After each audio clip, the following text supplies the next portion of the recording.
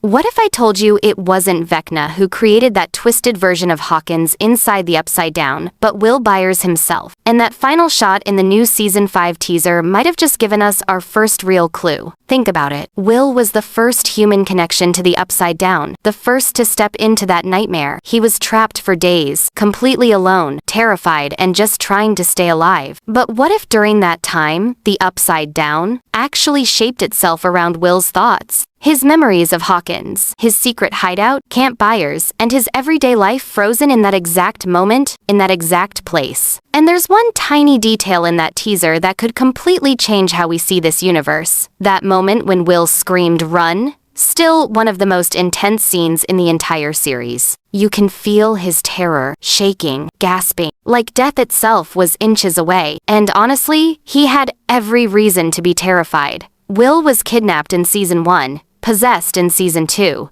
And ever since he's carried this strange evil radar, that feeling when something from the Upside Down is close. His bond with that world is way deeper than we realize. And if Season 5 doesn't finally explain it, that'd be a massive missed opportunity. One shot in the teaser really stuck with me. Joyce holding Will like he's weak or unconscious. That scene just hurts. Hasn't this kid been through enough already? If he has to die, fine. But it better mean something, because Will Byers deserves more than a lifetime of suffering. Now, about the timeline, everything points to Season 5 taking place in 1987. We've already seen 1983, 1984, 1985, and 1986. Moving 1 year ahead makes perfect sense, especially with the final chapter vibe the show's been building. And then there's the government. The teaser shows military action, probably the US, or maybe even the Russians again. But let's be real, whoever's fighting, what's coming, they're doomed. Guns won't fix this. They don't even understand what they're up against. Now let's talk about what really matters. The connection between Vecna and Will, the Mind Flayer. Because in Season 4, it looked like Vecna was just the Mind Flayer's servant, but that never really made sense. Vecna is the one reshaping everything. He's redesigning the Upside Down in his own image. But here's the question. How does he know so much about Hawkins? When Henry Creel first landed in the Upside Down, it was nothing but a foggy wasteland, floating rocks, lightning, no civilization. But now,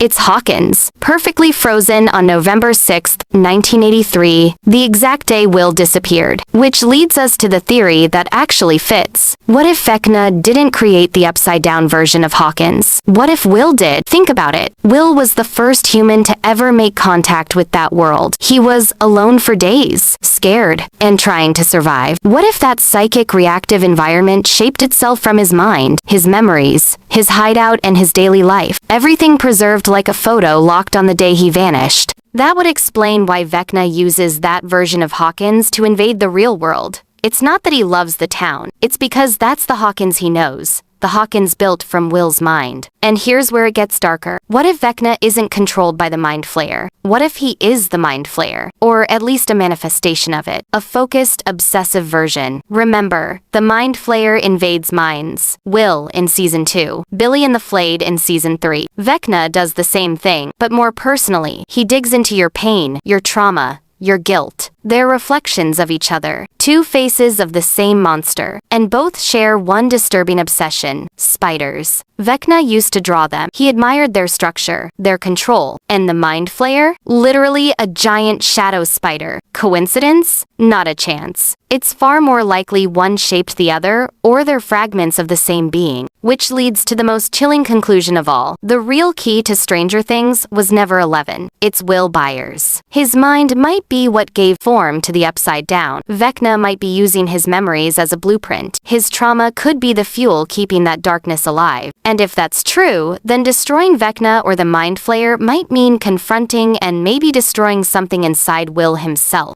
Because if Will really is the heart of the Upside Down, how do you destroy the evil without breaking him too? Will he have to sacrifice himself? Or will he finally find redemption and finding a way to sever the connection without losing himself? Either way, it's clear Will is the psychic anchor between both worlds. Since Season 1, he's never been just another victim. He was the first human completely absorbed by the Upside Down, and he survived. That alone makes him unique. But beyond that, whenever Will's around, the barrier between worlds worlds gets thinner. The air changes, the shadows move, and the upside down feels closer. Which might mean something terrifying. As long as Will is alive, the upside down might be alive too. Or worse, it still has a door into our world through him. The fact that time is frozen in the upside down isn't just a cool visual trick. It's a reflection of Will's trauma. Everything stuck on November 6th, 1983, the day he vanished, is deeply symbolic. It's like that world froze in time alongside Will's pain, as if the entire dimension is trapped inside his trauma, endlessly replaying the day everything began. That would make Will an unconscious host, the living core of the upside down. And then there's Camp Byers, the biggest clue of all. Think about it. Camp Byers was something Will built alone as his secret refuge and his emotional sanctuary. And yet it exists inside the upside down, a dimension that shouldn't even know it exists. That's huge. It means the upside down didn't just mimic Hawkins. It absorbed Will's memories. The only way that's possible is if the world was directly molded by his mind be right when he was taken. And maybe that's why Will never got a proper character arc like the others, because he is the mystery. While everyone else grew and evolved, Will stayed the same, the eternal victim. But maybe that's not lazy writing. Maybe it's intentional. The Duffer Brothers could be saving him for the big reveal. Will isn't just part of the story, he is the story. The mystery wrapped in silence, waiting for Season 5 to finally reveal what he really is. And we can't ignore Vecna's connection to him. Vecna doesn't just kill, he feeds on pain, guilt, and fear. And Will is a storm of all those things: isolation and rejection. The fear of never being loved. That makes him the perfect target, or worse, the perfect power source. Vecna might be drawing strength from Will's repressed emotion, like a parasite feeding on pain. And then there's Will's evil radar. In Season 2, he acted like a living antenna. He felt the Mind Flayer before anyone else. He saw visions, and he knew. None of that was ever explained. But what if it's not just a sense? What if it's a two-way connection? Will feels the upside down, and the upside down feels him. Maybe he's not just connected to that dimension, maybe he's part of its nervous system. And honestly, maybe even 11 won't be enough this time. Since the beginning, she's been framed as the hero, the one with power to fight the darkness.